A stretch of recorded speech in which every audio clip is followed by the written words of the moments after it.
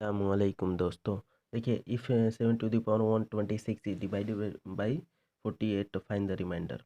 तो अब इसको हम क्या करते हैं सॉल्यूशन में कि सबसे पहले सेवन को स्क्वायर करते हैं और फिर ये कितना हो जाएगा 126 मतलब 63। अब इसको क्या करेंगे 49 is equal to 7 to the power 126। अब 49 टू दी पावर 63, तो इसको इस तरह भी हम करेंगे कि 49 to the power 63 -1 is equal to 7 to the power 126 -1। अब एक फार्मूला तो याद है कि x to the power n minus a to the power n is divisible by x minus a for all value of n। तो इसलिए therefore 49 to the power 63 -1 is divisible by 49 -1 that is 48। मतलब ये हुआ कि 48 से ये divisible है, इतना 49 इतना इज इसी के बराबर ये भी है, इज ये टर्म डिविजिबल बाई 48। तो हमें निकालना है कि सिर्फ ओनली ये टर्म को निकालना है, ये टर्म का निकालना है कि ये डिविजिबल है 48 से, तो रिमाइंडर कितना है। देखिए, इतना जब 48 से डिवाइडेबल तो सिर्फ 1 ही बच रहा है, तो इसलिए हम लिखेंगे रिमाइंडर इज 1, क्योंकि 1 एक्स्ट्रा बच जा रहा है। अब देखिए, इतना जो पूरा टर्म है इसमें -1 करेंगे तब 48 से कम्प्लीटली डिवाइड हो रहा है, तो 1 जो है रिमेंबर बच रहा है। अब इसमें क्या है, हमें ये नहीं निकालना है 7 to the power 126 -1 is divisible by 48, फिर रिमाइंडर तो 0 आ जाएगा। अगर ये हम कह रहेंगे कि 7 to the power 126 -1 is divisible by 48, तो यस ये 48 से डिविजिबल है और रिमाइंडर 0 है। लेकिन वहीं पर हम ये कहेंगे कि 7 to the power 126 is divisible by 48, yes divisible, लेकिन रिमाइंडर इज 1। अब अगला क्वेश्चन देखते हैं कि फाइंड द रिमाइंडर व्हेन इतना इज डिवाइडेड बाई 500। तो इसको क्या करेंगे कि देखिए, एक्स टू दी पावर ये भी है X to the power n minus A to the power n का फार्मूला है, फार्मूला पे बेस है। तो अब देखिए हम इसको क्या करेंगे कि इतना is divisible by x minus a, तो उसी तरह हम करेंगे 257 to the power 16 minus 243 to the power 166 is divisible by 257 minus 243 plus. अब देखिए अगला फार्मूला, अब देखिए अगला फार्मूला ये है कि X to the power n minus A to the power n is divisible by x plus A for all value for all even value of n। तो इवन वैल्यू है, देखिए n जो है इवन वैल्यू के लिए x to the power n minus A to the power n is divisible by x plus a. तो इसी तरह this is divisible by 257 plus 243 और ये 500 होगा। तो इसलिए देयरफॉर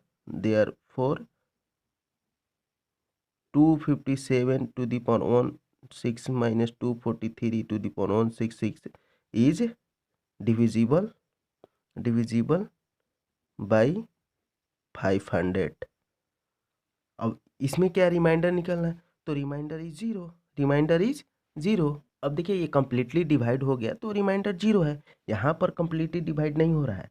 इस क्वेश्चन में ये है, अगर 1 माइनस रहता है तब बोलते कम्प्लीटली डिवाइड, लेकिन 1 माइनस नहीं, तो इसीलिए 1 जो है एक्स्ट्रा बच रहा है, तो रिमाइंडर 1 है।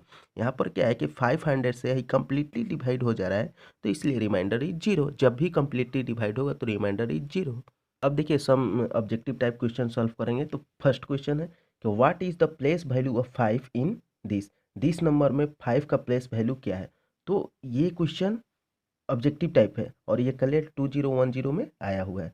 तो प्लेस वैल्यू आपको मालूम है कि जो वैल्यू है उसको लिख देते हैं और उसके दाहिने साइड जितने नंबर ऑफ मतलब जितने अंक होते हैं, जितने नंबर होते हैं, जितने डिजिट होते हैं उसके इक्वल टू जीरो लिख देते हैं। जैसे ये 5 है तो ये जीरो, 1 2 3 4, इसलिए इसका ऑप्शन हो जाएगा 5। ये सी इज ऑप्शन, हिंट में लिख लीजिए कि सी ऑप्शन होगा, क्योंकि 5 है और उसके 4 जीरो। उसी तरह हम जैसे इसमें क्या होता है 5 इंटू होता है जितना जीरो है, जैसे 40 तो 10,000 से मल्टीप्लाई करें, या सिंपल ऐसे समझ लीजिए कि प्लेस वैल्यू जितना है 5 है 5 और इधर जितने डिजिट है उसके इक्वल टू 0 कर दीजिए प्लेस वैल्यू निकल। और वही the face value of 8 in the number, आप 8 फेस वैल्यू तो जानते हैं जो है वो है, जैसे फेस वैल्यू इसमें 8 तो 8 इसमें ऑप्शन देख लीजिए 8 का the face value of 8 in the this. ये जो सवाल है ये पूरा ऑप्शन ही गलत है, सॉरी इसके लिए मैं माफ़ी चाहता हूँ। इसका ऑप्शन हम अब से लिख दे रहा हूँ। अब देखिए कि जो इसे फेस वैल्यू बोल रहा है तो जो है वो है 8।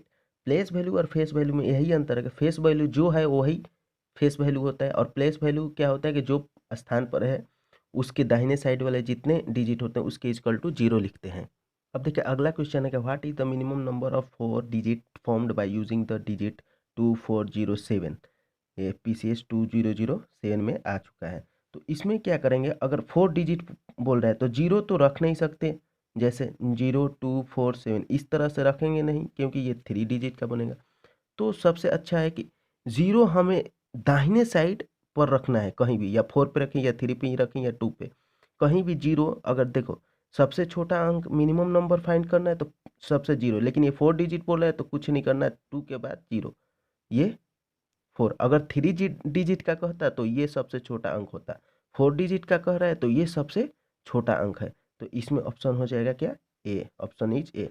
क्योंकि 3 पर 0 रखें, अगर 3 पर 0 नहीं रखेंगे तो ये देखो ये अंक अगर बनाए 2407 तो 2407, तो इससे तो बड़ा है ना, इसलिए मिनिमम मिनिमम यही मिनिमम नंबर क्या है, यही है जो तीसरा डिजिट तीसरा नंबर पे लिख दिए 0।